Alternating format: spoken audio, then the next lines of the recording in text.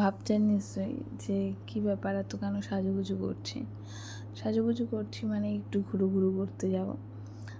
Sunday মানেই একটু ঘুরু করতে ইচ্ছা করে। শুধু সানডে না, ঘোরার জন্য আমি একটু ভুলই বললাম। সানডে বলে কোনো সানডের সময় তো ঘুরতে ইচ্ছা করেই, কিন্তু সানডে ছাড়াও আমাদের অন্য অন্য বাঙালির যেসব অকেশান আছে সেগুলোতে তো আমরা ঘুরতে যাই, মজা করি, আনন্দ করি।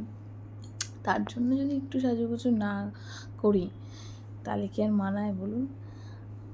সেদিন অ্যাকচুয়ালি আমাদের একটু লেট হয়েছিল বেরোতে, অনেকটাই লেট হয়েছিল। সত্যি কথা, যখনই বেরোনোর কথা হয় কোনো পরিকল্পনা থাকে না, হঠাৎ করেই উঠলো বাড়িতে কটক যাওয়ার মতো ব্যাপার হয়ে যায়।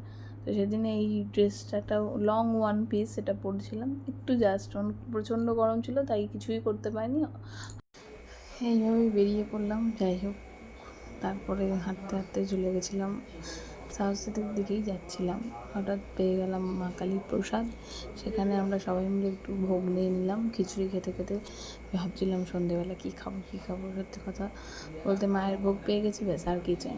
খিচুড়ি খেয়ে অলরেডি পেটও ভরে গেছে, এবার দুজনে হাঁটা শুরু করেছি, হাত ধরে একদম হাঁটতে শুরু করেছি।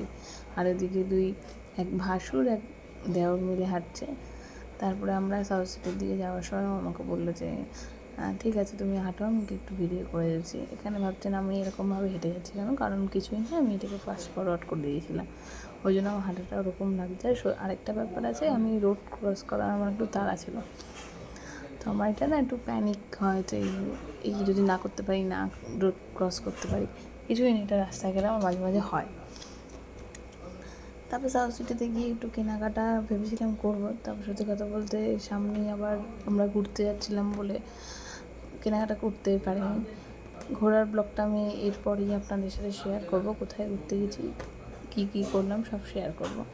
তবে দেখুন, অসম্ভব সুন্দর সাজিয়েছে, মানে অতুলনীয় যাকে বলে, এত সুন্দর সাউথ সিটিতে আমি প্রথমবার দেখেছি। হয়তো আপনারা এটার সাথে পরিচিত আছেন, কিন্তু আমার ওই প্রথমবার দেখে দারুণ লেগেছে।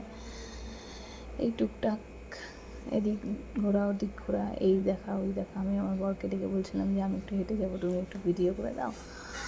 আর এদিকে যেতে যেতে সময়টা খুব ভালোই কেটেছে, অসাধারণ। চারজন গল্প বলতে হাসতে হাসতে দারুণ কেটেছে সন্ধ্যেটা। আমার খুব এই টাইপের ঘুড়ি খুব পছন্দ, তাই আমি আমার বরকে বলছিলাম যে দেখো না, এরকম ঘড়ি এগুলো যদি আমাকে কখনো তুমি গিফট করো, তাহলে এরকম একটা ঘড়ি আমাকে গিফট করো।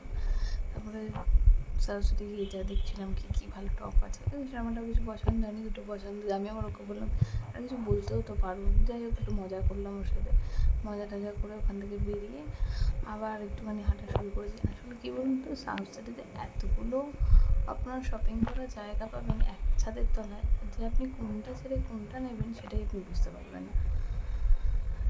আর মেয়েদের তো জানেন কিছু অল্পতেই মন ভরে না, এটা দেখলে মনে হয় ওটা কিনি, ওটা দেখলে ওটা কিনি।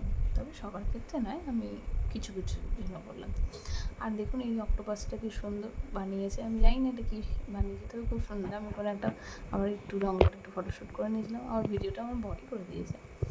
তারপরে সেই জায়গা, আমি তো জানেন, আপনারা সবাই জানেন যে আমি ঘর গোছাতে খুব ভালোবাসি। আবার ওখানে গিয়ে ঘরের সাজানো জিনিসগুলো দাম দর করে ফেলছিলাম, দেখে ভাবলাম না, সত্যি কথা বলতে দিলাম কী বলুন তো, ঠিক আছে, মানে আপনার যদি রিজনেবল বাজেট থাকে তাহলে আপনার সাউথ সিটিতে না, তাহলে আপনার অন্য কোনো জায়গায় কিনতে হবে, কিন্তু সাউথ সিটিতে গেলে একটু এক্সপেন্সিভ। হ্যাঁ, তবে জিনিসগুলো খুব সুন্দর, সেটা নিয়ে কোনো কথা হবে, সেটা অসাধারণ। তারপরে আমরা খেলার সেকশনে চলে গেছিলাম, এবং ওখানটা গিয়ে আমার খুব ভালো লেগেছে। সত্যি কথা বলতে সব থেকে যদি কিছু ভালো লেগে থাকে সেটা হচ্ছে আমার অবশ্যই ঘর সাজানো জিনিসের দোকানটা ভালো লেগেছে, আর হচ্ছে বাচ্চাদের এই খেলনার জায়গাটা, যেটা আমার খুব ভালো লেগেছে। সামনে একটা ফুচকার দোকান ছিল, খুব বাজে খেতে। কোনো দিন যদি সাউথ সিটির সামনে যান বা সাউথ সিটির দিকে যান, কখনো বেরিয়ে আসার পর দিয়ে কখনো মাঠের সামনে যে ফুচকার দোকানটা আছে, কখনো আপনারা ওখান থেকে ফুচকা নেবেন না, খুবই বাজে খেতে। তারপরে দেখতেই পেলেন কটার সময় বাড়ি গেলাম।